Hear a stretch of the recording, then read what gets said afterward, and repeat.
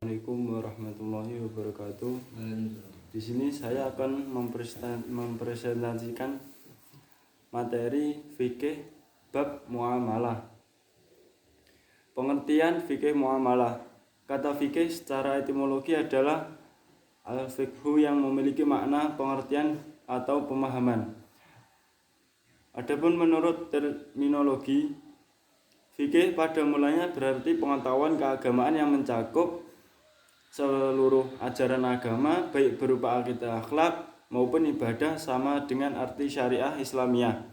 Namun pada perkembangan selanjutnya, fikih diartikan sebagai bagian dari syariah Islamiyah, yaitu pengetahuan tentang hukum syariah Islamiyah yang berkaitan dengan perbuatan manusia yang telah dewasa dan berakal sehat, yang diambil dari dalil-dalil yang terperinci. Cara bahasa, muamalah berasal dari kata amala yu'milu yang berarti bertindak, saling berbuat, dan saling mengamalkan. Sedangkan menurut istilah, muamalah adalah tukar-menukar barang atau sesuatu yang memberi manfaat dengan cara yang ditentukan. Muamalah juga dapat diartikan sebagai segala aturan agama yang mengatur hubungan antara sesama manusia dan antara manusia dan alam sekitarnya tanpa memandang perbedaan. Aturan agama yang mengatur hubungan antar sesama manusia dapat kita temukan dalam hukum Islam tentang perkawinan, perwalian, warisan, wasiat, hibah, perdagangan, perburuan, perkoperasian, dan lain-lain. Aturan agama yang mengatur hubungan antara manusia dan lingkungannya dapat kita temukan antara lain dalam hukum Islam tentang makanan, minuman, mata pencarian, dan cara memperoleh rezeki dengan cara yang dihalalkan atau yang diharamkan. Berdasarkan uraian di atas, dapat disimpulkan pengertian dari fikih muamalah ialah pengetahuan ketentuan-ketentuan hukum, usaha memperoleh dan mengembangkan harta jual beli, hutang piutang, dan jasa penitipan di antara anggota-anggota masyarakat sesuai keperluan mereka yang dapat dipahami dari dalil-dalil syara yang terperinci. Fikih muamalah menurut para ahli dalam arti luas. 1. Menurut Ad-Dimyati, fikih muamalah adalah aktivitas untuk menghasilkan duniawi menyebabkan keberhasilan masyarakat ukhrawi.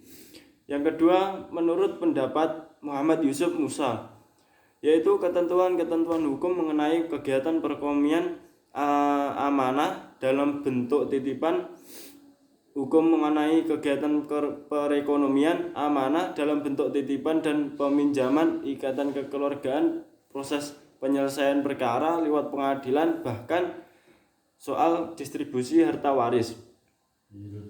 Yang ketiga, menurut pendapat Mahmud Shaltot, yaitu ketentuan-ketentuan hukum mengenai hubungan perekonomian yang dilakukan anggota masyarakat dan bertendensikas kepentingan material yang saling menguntungkan satu sama lain. Aturan-aturan Allah ini ditunjukkan untuk mengatur kehidupan manusia dalam urusan yang berkaitan dengan urusan duniawi dan sosial kemasyarakatan. Manusia kapanpun dan dimanapun harus senantiasa mengikuti aturan-aturan yang telah ditetapkan Allah, sekalipun dalam perkara yang bersifat duniawi, sebab segala aktivitas manusia akan dimintai pertanggungjawaban kelak di akhirat. Dalam Islam tidak ada pemisahan antara amal perbuatan dan amal akhirat, sebab sekecil apapun aktivitas manusia di dunia harus didasarkan pada ketetapan Allah Subhanahu wa taala agar kelak selamat di akhirat. Jadi pengertian fikih muamalah dalam arti sempit lebih menekankan pada keharusan untuk menaati peraturan-aturan Allah yang telah ditetapkan untuk mengatur hubungan antara manusia dengan cara memperoleh, mengatur, mengelola, dan mengembangkan mal atau harta benda. Fikih muamalah juga membahas tentang hak dan kewajiban kedua belah pihak yang melakukan akad agar setiap hak sampai kepada pemiliknya serta tidak tidak pihak yang mengambil sesuatu yang bukan haknya. Selanjutnya dilihat dari objek hukumnya, fikih terbagi menjadi dua bagian, yaitu satu, hukum-hukum yang berkaitan dengan ibadah seperti toharoh, sholat, puasa, haji, zakat, nazar, dan sumpah, dan segala sesuatu bentuk ibadah yang berkaitan langsung antara manusia dengan Tuhannya. Yang kedua, hukum-hukum muamalah, yaitu hukum-hukum yang berkaitan dengan hubungan antar manusia atau hubungan manusia dan lingkungannya serta yang bersifat kepentingan pribadi maupun kepentingan seperti hukum-hukum perjanjian dagang, sewa menyewa, dan lain-lain. Muamalah menurut golongan Syafi'i adalah bagian fikih untuk urusan-urusan selain perkawinan dan hukuman, yaitu hukum-hukum yang mengatur hubungan manusia sama manusia dan alam sekitarnya untuk memenuhi kebutuhan kehidupannya. Menurut Ibnu Abidin, muamalah meliputi 5 hal, yakni 1. Transaksi kebendaan atau al-muawalatul al-amaliyah. Yang kedua, pemberian kepercayaan atau amanat. Yang ketiga, perkawinan atau munakohat. Yang keempat, urusan persengketaan atau gugatan dan peradilan. Yang kelima, pembagian warisan. Jadi, dari penjelasan di atas dapat disimpulkan bahwa fikih muamalah dapat diartikan dalam dua pengertian sebagai berikut. 1.